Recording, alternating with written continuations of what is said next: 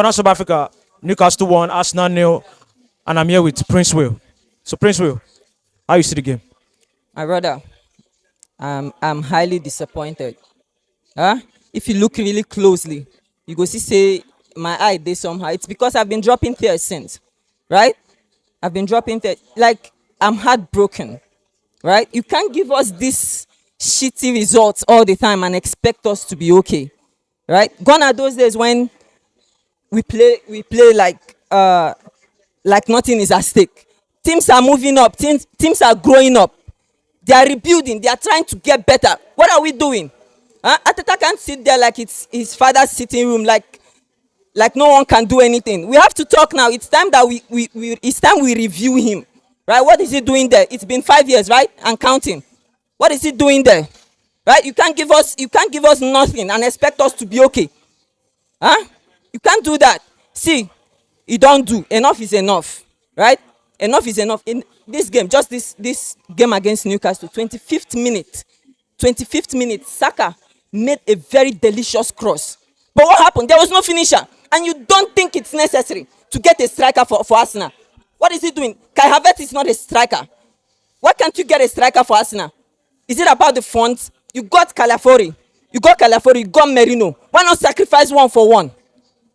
Why not sacrifice one for one? Sacrifice getting Merino. Sacrifice getting a striker for either Calafori or Merino. Okay, those guys have been really good, no doubt, right?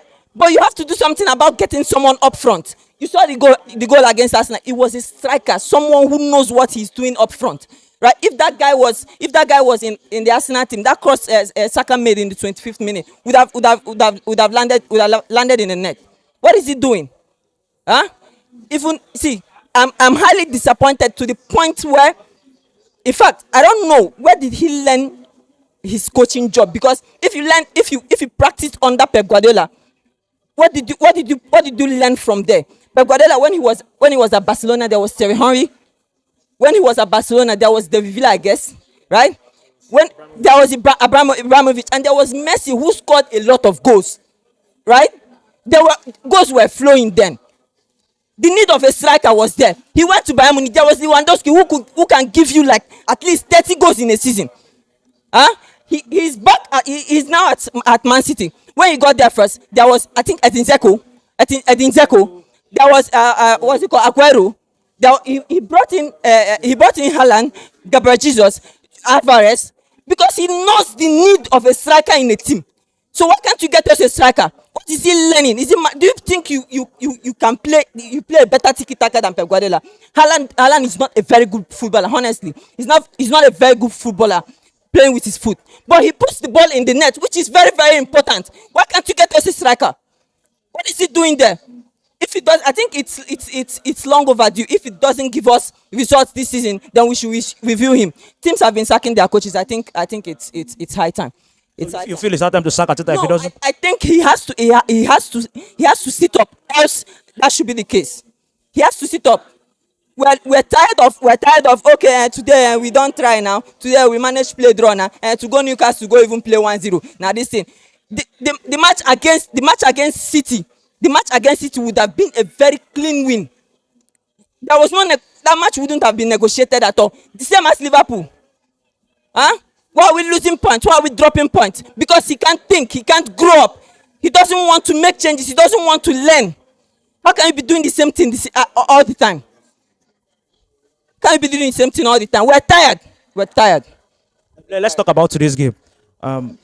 Which players did you think didn't turn up today? Which players didn't turn up? In fact, I think almost everybody. But if you look at it very well, I'm not biased. I want the best for Arsenal. I want the team to go forward. I want the team to go far, to do better, to win trophies. There are bragging rights here. We have friends who support opposition teams, right? They talk about Arsenal, and I'm like, God, when is it going to be? Right? When is it going to be? We want to win things. Huh? We want to have our own bragging rights too. Do you understand? Today's game, you could see how open our midfield was. How empty it looked, right? The only times you see a bit of thickness was when Partey improvised into the midfield. That's the only time you see a bit of thickness there and a bit of ball flowing there. Then in the second half, when he fully went to the midfield, In the second half, when he came, it was better. Why did you change him? Why did you change him? Why? Because I don't. In fact, I'm so disappointed. How can you not learn this coach? I don't understand. When you watch the first half, he's been the one on the lines, right? On the lines, right? You can see these things.